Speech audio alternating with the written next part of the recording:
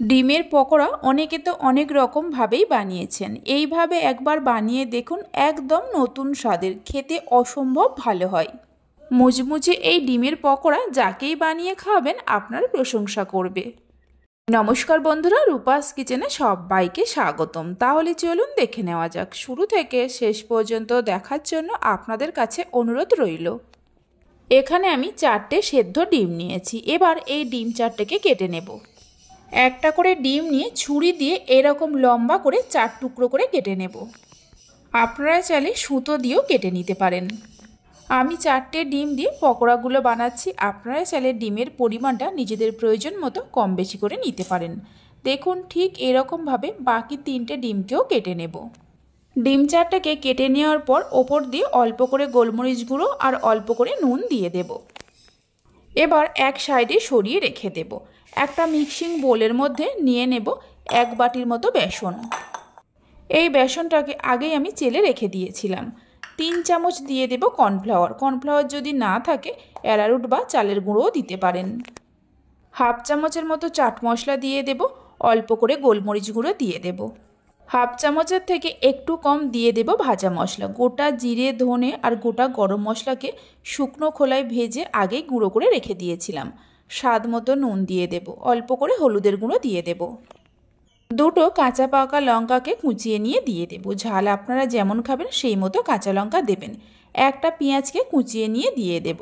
সব কিছুকে ভালো করে মিশিয়ে নেওয়ার পর অল্প অল্প করে জল দিয়ে মিডিয়াম ঘনত্বের ব্যাটার তৈরি করে নিতে হবে।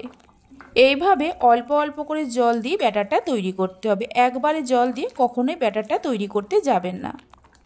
দেখুন, ঠিক এইরকমভাবেই ব্যাটারটাকে তৈরি করে নিতে হবে। খুব বেশি পাতলাও না, আবার খুব বেশি ঘনও না। ব্যাটারটা তৈরি করে নেওয়ার পর প্যানের মধ্যে বেশ কিছুটা সাদা তেল নিয়ে গরম করতে বসিয়ে দিয়েছি। তেলটা গরম হওয়ার পর 1 টুকরো করে ডিম নিয়ে ব্যাটারের মধ্যে ভালো করে কোট করে নিয়ে গরম তেলের মধ্যে দিয়ে দিতে হবে। প্রথমে হাই ফ্লেমে তেলটাকে গরম করে নিতে হবে।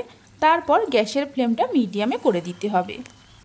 কয়েকটা ডিমের টুকরো ব্যাটারের মধ্যে কোট করে নিয়ে তেলের মধ্যে দেওয়ার পর 1.5 থেকে 2 মিনিট রেখে দিতে হবে। তারপর একটা একটা করে উল্টে দিতে হবে। উল্টে পাল্টে গোল্ডেন ব্রাউন করে ভেজে নিতে হবে, গ্যাসের ফ্লেমটা মিডিয়ামে রেখে। ডিমের এই পকোড়াগুলো ভাজতে খুব বেশি সময় লাগে না। ডিমগুলো যদি আগে থেকে সেদ্ধ করে রাখা থাকে তাহলে মাত্র 5 মিনিটেই বানিয়ে নিতে পারবেন। এই পকোড়াগুলো গরম ডাল ভাতের সঙ্গে, চা কফির সঙ্গে বা শুধু শুধু খেতেও অসম্ভব ভালো লাগে। পকোড়াগুলোকে উল্টে পাল্টে গোল্ডেন ব্রাউন করে ভেজে নেওয়া হয়ে গেছে। তেল ঝরিয়ে তুলে নিয়ে রেখে দেব। বাকি যে ডিমের টুকরোগুলো আছে এইভাবে ভেজে নিতে হবে। সবগুলো ডিমের পকোড়া ভেজে নেওয়া হয়ে গেছে। আশা করি আওয়াজ শুনে বুঝতেই পারছেন কতটা মুচমুচে হয়েছে। পকোড়াগুলো এইভাবেই পরিবেশন করতে পারেন, কিন্তু পকোড়াগুলো আরও একটু টেস্টি করার জন্য প্যানের মধ্যে যে পকোড়া ভাজা তেলটা ছিল 1 চামচের মতো রেখে দিয়ে ঢেলে নিয়েছি।